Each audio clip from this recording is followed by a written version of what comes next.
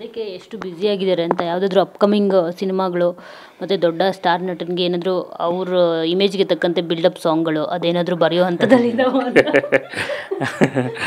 ಏನೇನು ಪ್ರಶ್ನೆ ಕೇಳ್ತೀರ ನೋಡಿ.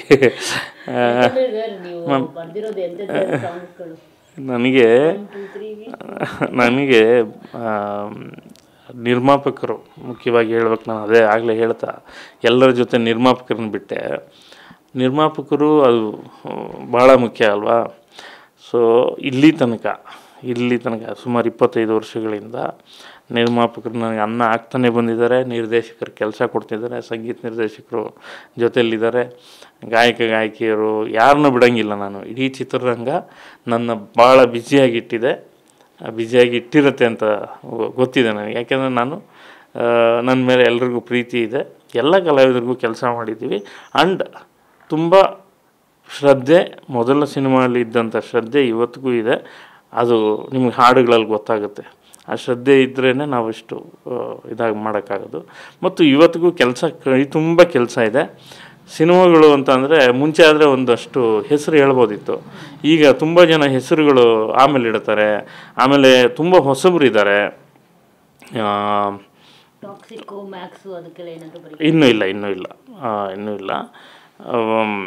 ಭೈರತಿ ರಣಗಲ್, ಆಮೇಲೆ 45, ಶಿವಣ್ಣ ಉಪ್ಪಿ ಸರು, ರಾಜ್ ಶೆಟ್ಟಿ ಅವರು ಆ್ಯಕ್ಟ್ ಮಾಡಿರೋ Arjun Janya direction cinema. And Narthan cinema Bhairathi Ranagal Shivanna ಅವ್ರದ್ದು. ಆಮೇಲೆ ಅದಲ್ಲದೆ ಹೊಸಬ್ರದ್ದು ಅಲ್ಲ, ನಾನು ತುಂಬ ಒಂದು ಒಳ್ಳೆ ಕ್ಯಾರೆಕ್ಟರ್ ಮೇಲೆ ಸಾಂಗು ತುಂಬ ಚೆನ್ನಾಗಿದೆ. ತುಂಬ ಇಂಟೆನ್ಸ್ ಆದಂಥ ಕ್ಯಾರೆಕ್ಟ್ರು ಮತ್ತು ಹಾಡು, ಕಥೆನೇ ಅಷ್ಟು ಭಾಳ ಇಷ್ಟ ಆಯ್ತದು. ಭೈರತಿ ರಣಗಲ್ ತುಂಬ ನೀವೇನು ಮಫ್ತಿ ಇಲ್ಲೆಲ್ಲ ಒಂದು ಅದರ ಇನ್ನೊಂದು ಥರದ ಎಕ್ಸ್ಟೆನ್ಷನ್ ಕ್ಯಾರೆಕ್ಟರ್ ಅನ್ನಿಸ್ತು ನನಗೆ. ತುಂಬ ಚೆನ್ನಾಗಿ ಮಾಡಿದ್ದಾರೆ ನರ್ತನ್. ಅದರ ಕ್ಯಾರೆಕ್ಟರ್ ಡಿಸೈನ್ ತುಂಬ ಚೆನ್ನಾಗಿ ಮಾಡಿದ್ದಾರೆ. ಸರ್, ಮಂಡ್ಯ ಹುಡುಗನಿಗೆ ಈ ಸರಸ್ವತಿ ಕಲಾದೇವಿ ಒಲ್ದಿರೋವಂಥದ್ದು, ಸೊ ಯಾವ ಜನ್ಮದ ಪುಣ್ಯ ಸುಕೃತ ಅಂತ ನೀವು ಅಂದ್ಕೊಳ್ತೀರಾ ಅಂತ? ಯಾಕಂದರೆ ಯಾರಿಗೂ ಒಲಿಯೋದಿಲ್ಲ ಸರ್, ಈ ಥರ ಎಲ್ಲ ಒಲಿಯುತ್ತೆ. ನೀವು ಕೆಲವೊಬ್ಬರು ಮಾತ್ರ ಗೀತ ಸಾಹಿತಿಗಳಿರುವಂಥದ್ದು. ಅಮ್ಮಮ್ಮ ಅಂದರೆ ಒಂದು 10 ಜನ ಇದ್ದೀರಾ ಅಷ್ಟೇ. ಇಲ್ಲ, ಅದ್ರ ಬಗ್ಗೆ ನಾನು ಅಷ್ಟು ಡೀಟೇಲಾಗಿ ಏನು ಗೊತ್ತಿಲ್ಲ ನನಗೆ. ನನಗೆ ಯಾಕೆ ಈ ರೀತಿ ಅಲ್ಲ, ನನಗೆ ಅನಿಸಿದೆ ಭಾಳ ಸಲ. ಯಾಕೆಂದರೆ ನಾನು ಗೀತ ಸಾಹಿತಿ ಆಗಬೇಕು ಅಂತ ಅಂದ್ಕೊಂಡು ನಾನು ಸಿನಿಮಾಗೆ ಬಂದವನಲ್ಲ. ನಾನು ನಿರ್ದೇಶಕ ಆಗಬೇಕು ಅಂತ ಅಂದ್ಕೊಂಡು ಬಂದವನು. ನಿರ್ದೇಶನ ಮಾಡ್ತಾಯಿದ್ದೀನಿ. ಇನ್ನು ಮುಂದೆ ಇನ್ನೂ ಒಳ್ಳೆಯ ಸಿನಿಮಾಗಳನ್ನ ಖಂಡಿತ ಮಾಡ್ತೀನಿ. ಅದ್ರ ಜೊತೆಗೆ ನನಗೆ ಸಿಕ್ಕಂಥ ಜಾಗ ಒಬ್ಬ ಲಿರಿಸಿಸ್ಟಾಗಿ ಸಂಭಾಷಣೆ ಬರ್ತದೆ. ಒಂದು 25-30 ಪಿಕ್ಚರ್ ಸಂಭಾಷಣೆಗಾರನಾಗಿ ಮಾಡಿದ್ದೀನಿ. ಸೊ ಲಿರಿಸಿಸ್ಟಾಗಿ ನನಗೊಂದು ಒಳ್ಳೆಯ ಸ್ಥಾನ ಕೊಟ್ಟಿದ್ದಾರೆ ಕನ್ನಡಿಗರು, ನಮ್ಮದು ಚಿತ್ರರಂಗದವರು ಎಲ್ಲರೂ ಸೇರಿ. ಅದನ್ನು ಶ್ರದ್ಧೆಯಿಂದ ಮಾಡ್ಕೊಂಡು ಹೋಗ್ತಾಯಿದ್ದೀನಿ. ನನಗೆ ನಾವೇನೋ ದೊಡ್ಡದಾಗೇನೋ ಮಾಡಿಬಿಟ್ಟಿದ್ದೀವಿ ಅಂತ ಇನ್ನೂ ಅನಿಸಿಲ್ಲ ನನಗೆ. ಮಾಡಬೇಕಾದ ಭಾಳ ಇದೆ.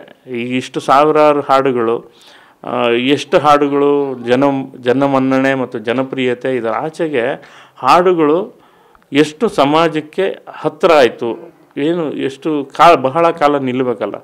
ಬರೀ ಡ್ಯುಯೆಟ್ ಸಾಂಗು ಅದು ಬೇರೆ, ಬಟ್ ಒಂದು ಸೋಷಿಯಲ್ ಕಾಸ್ ಇರೋವಂಥ ಹಾಡುಗಳು ಇನ್ನಷ್ಟು ಬರೀಬೇಕು ಅಂತ ಇದೆ ನನಗೆ.